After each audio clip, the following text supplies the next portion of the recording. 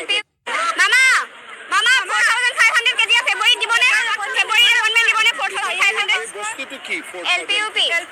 এ মানে কিয় অনুজদা LPUP মানে কি LPUP 4,500 এটা কি বস্তুটো কি ভেৰিফিকেশন এ বস্তুটো কি ভেৰিফিকেশন চাকৰিটো অলপ দেৰি কৰি লওঁ সোনকালে ল'লে আকৌ ক'ৰবাত ট্ৰান্সফাৰ হৈ যাব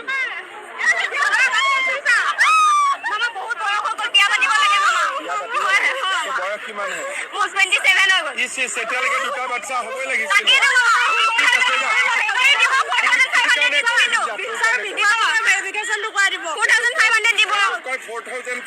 ফেব্ৰুৱাৰী দিব বুলি কৈছে দিব লাগিব মামা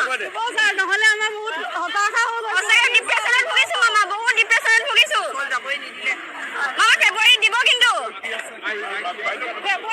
মামা ফেব্ৰুৱাৰী দিব কিন্তু ফেব্ৰুৱাৰী নমস্কাৰ আপোনালোকে নিশ্চয় মুখ্যমন্ত্ৰী মহোদয়ৰ বক্তব্য শুনিলে তেখেতে প্ৰথমতে 4,500 বস্তুটো কি এনেদৰে তেওঁ প্ৰশ্ন কৰিছে অৰ্থাৎ তেওঁ প্ৰথমতে বুজি পোৱা নাছিলে পিছত তেওঁ মন্তব্যৰ পৰা যেতিয়া শিক্ষামন্ত্ৰী মহোদয়ে উত্তৰ দিলে তেওঁ গম পালে যে 4,500 LPUB ডকুমেণ্ট ভেৰিফিকেশ্যন কেতিয়া হ'ব বা নিযুক্তি কেতিয়া হ'ব সেই সম্পৰ্কত 4,500 একাংশ প্ৰাৰ্থীয়ে যেতিয়া প্ৰশ্ন কৰিছিলে তেওঁ বুজি আৰু তেতিয়া তেওঁ কৈছে যে চাকৰিটো কিছু পলমকৈ ল'বৰ কাৰণে তেওঁ কৈছে নহ'লে য'ত ত'ত ট্ৰেন্সফাৰ হৈ যাব অৰ্থাৎ মুখ্যমন্ত্ৰী মহোদয়ৰ বক্তব্যৰ পৰা এটা কথাই বুজি যায় যে অতি শীঘ্ৰেই পৰিকল্পনা যে চৰকাৰৰ হয়তো নিযুক্তি দিয়াত নাথাকিবও পাৰে কিয়নো ফেব্ৰুৱাৰী মাহৰ শেষৰ ফালে অধিসূচনা অহাৰ পূৰ্ণ সম্ভাৱনা আছে নিৰ্বাচনী আৰু মাজত সময় খুব কম আছে যিহেতু জেনেৰেল ভেৰিফিকেশ্যন হ'বলৈ বাকী আছে প্ৰভিজনেল মেৰিট লিষ্ট ওলোৱাৰ কাৰণে যথেষ্টখিনি টাইম লাগিব তাৰপিছত ফাইনেল হ'ব গতিকে ফেব্ৰুৱাৰীলৈকে মাজত সেই হিচাপত সময় যথেষ্ট কম আছে আৰু কেণ্ডিডেটসকলেও তেওঁলোকে কৈছে যে বিহুৰ আগতে ভেৰিফিকেশ্যনটো কৰি দিব লাগে আৰু তেতিয়া মুখ্যমন্ত্ৰী মহোদয়ে কথাটো পুনৰ তেওঁ ৰিপিট কৰি সুধিছে হয়তো এই ক্ষেত্ৰত ইনিচিয়েটিভ নিশ্চয় ল'ব আৰু যিহেতু শিক্ষামন্ত্ৰীগৰাকী লগতে আছে গতিকে তেওঁ সকলোখিনি কথা যিহেতু অৱগত গতিকে বিহুৰ আগতে প্ৰাৰ্থীসকলে ভেৰিফিকেশ্যনটো কৰাই দিবৰ কাৰণে ৰিকুৱেষ্ট কৰিছে আৰু দুই এজন প্ৰাৰ্থীয়ে কৈছে যে তেওঁলোকৰ বয়স হৈ গৈছে বিয়া পাতিব লাগে তেতিয়া তেওঁ মুখ্যমন্ত্ৰী মহোদয় ধেমেলীয়া হওঁতে তেওঁ কথাখিনি কৈছে আৰু ইয়াৰ পিছত কিন্তু তেওঁ চিৰিয়াছলি কথাটো ৰেছপণ্ড কৰিছে যে 4,500 নহয় জানো এনেকৈ বুলি তেওঁ কথাটো কৈ গুৰুত্ব সহকাৰে লৈছে আৰু গতিকে তেওঁ নিশ্চয় এই ক্ষেত্ৰত ইনিচিয়েটিভ ল'ব আৰু শিক্ষামন্ত্ৰী মহোদয়ক নিশ্চয় এটা নিৰ্দেশ প্ৰদান কৰিব আৰু আশা কৰা হৈছে যে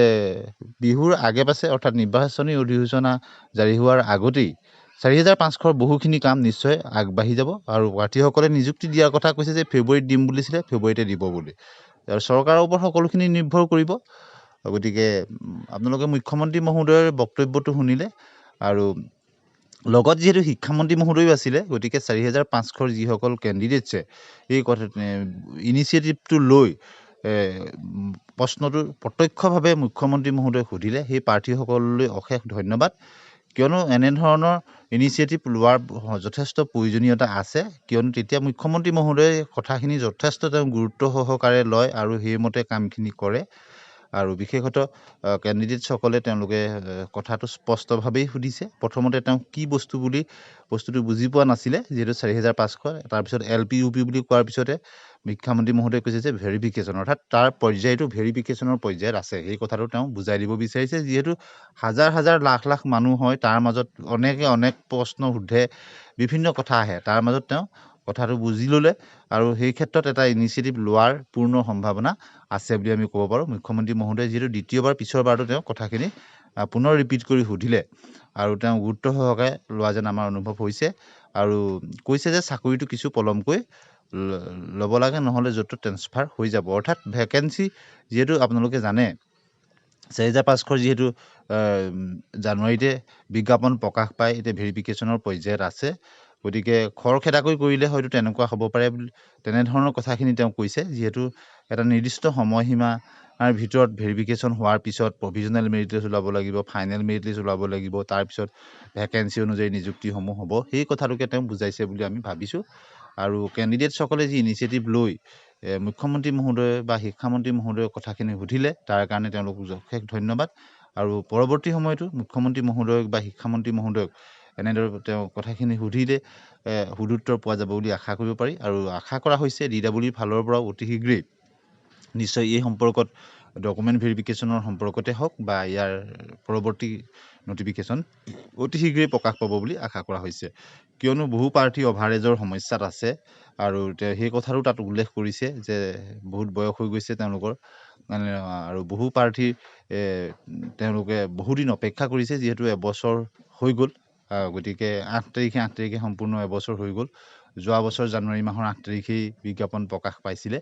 গতিকে সেই হিচাপত সম্পূৰ্ণ এবছৰ বিজ্ঞাপন প্ৰকাশ পোৱাৰ হৈছে তাৰ মাজত বহুখিনি নিযুক্তিও হৈ গ'ল গতিকে প্ৰাৰ্থীসকলে এই সম্পৰ্কত মুখ্যমন্ত্ৰী মহোদয়ক স্পষ্টভাৱে এই প্ৰশ্ন সুধিলে আৰু লগতে যিহেতু শিক্ষামন্ত্ৰী মহোদয়ো আছিলে নিশ্চয় এই ক্ষেত্ৰত